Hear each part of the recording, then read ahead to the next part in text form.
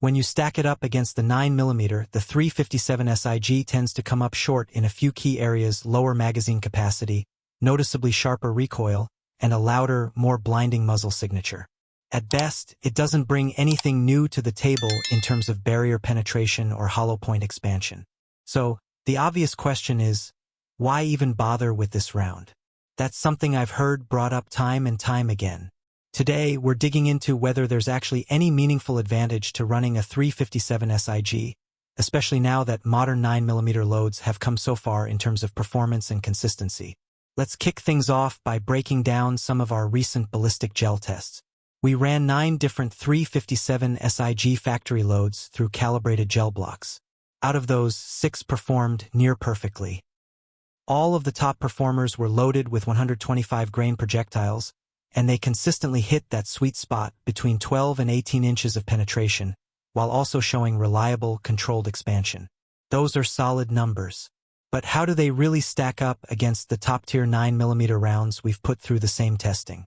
Much like what Dr. Roberts found nearly 20 years ago in his own data, our gel testing shows there's not a huge performance gap between these two calibers. If the 357 SIG has an advantage, it's subtle, more likely to be felt in specific real-world applications than demonstrated in sterile lab conditions.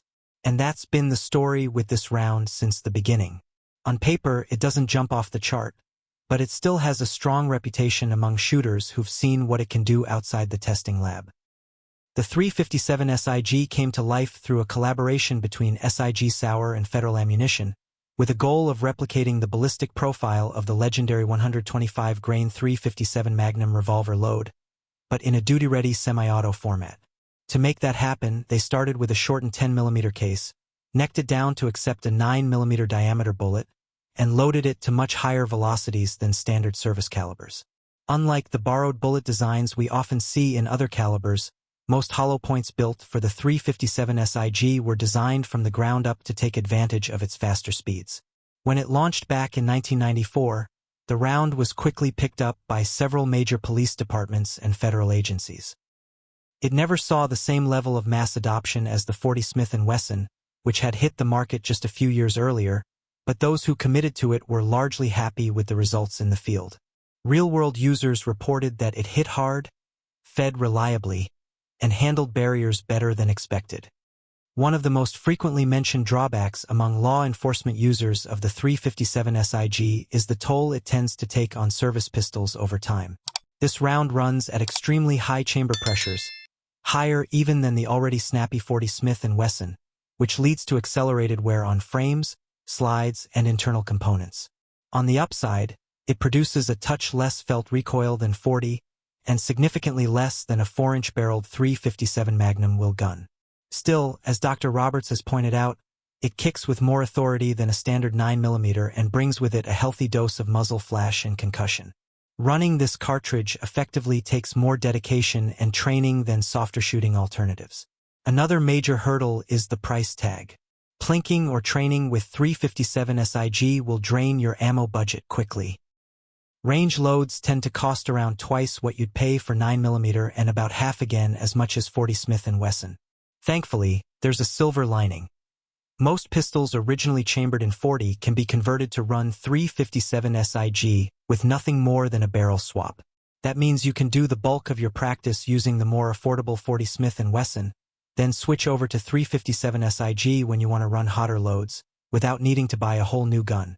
One area where this round truly excels is in the accuracy department. At close quarters, it often groups tighter than many other service calibers. But where it really stretches its legs is out past typical handgun distances. Once you get out to 100 yards or more, that high velocity helps flatten the trajectory, making longer-range hits more achievable than with most traditional pistol rounds. Some enthusiasts also believe that its speed improves its ability to punch through barriers. While I haven't run those specific tests myself, the data from Dr. Roberts and the FBI's barrier protocols suggest that it performs almost identically to 9mm when fired through materials like autoglass, sheet metal, or plywood. That said, if you take a hard look at real-world use reports, especially from officers involved in shootings, you'll find a lot of folks who speak very highly of this cartridge. Its reputation on the street seems to go beyond what the lab numbers suggest. One possible reason: ballistics gel tests don't always reflect how things play out in dynamic human targets. Some argue that temporary wound cavities and kinetic energy transfer matter more than the charts say. But as I've noted before, like in our 10mm review, most pistols simply don't move fast enough to rely on stretch cavities to stop threats. The medical experts, coroners, trauma surgeons, and forensic analysts tend to agree that the only consistent way a handgun stops a fight is by disrupting vital anatomy. So why does the 357 SIG still have such a loyal following? I suspect the answer lies somewhere deeper. Maybe in how it feels to shoot, how it performs under pressure, or just the confidence it inspires in the hands of those who trust their lives to it. Now, I'm not here to invent new ballistic science, but speaking from a shooter's perspective with a decent understanding of human psychology, I'd say confirmation bias plays a pretty big part in the perception of certain calibers, especially something like the 357 SIG. If a self-defense encounter goes smoothly and the threat is neutralized, the shooter might assume the cartridge was the deciding factor. But chances are, a well-placed shot with a 9mm would have had the same effect. When someone already believes in the superiority of the round, they tend to give it more credit than it may objectively deserve. There's also something to be said about what's often called a psychological stop. That's when a threat gives up, not because they're physically unable to continue, but because the shock of getting shot or even just being shot at triggers an immediate surrender or collapse. Sometimes a suspect will hit the deck like they've been taken out, when in reality the wound may be superficial. This isn't just theory, there's some historical evidence for it. I remember a retired officer once explaining how, back in the revolver days, bad guys were more likely to go down fast when hit with a 357 Magnum, especially in dark, enclosed spaces.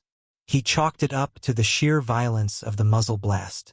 In his words, it was like setting off a miniature flashbang, loud, bright, and overwhelming enough to rattle someone's nerves right out of the fight.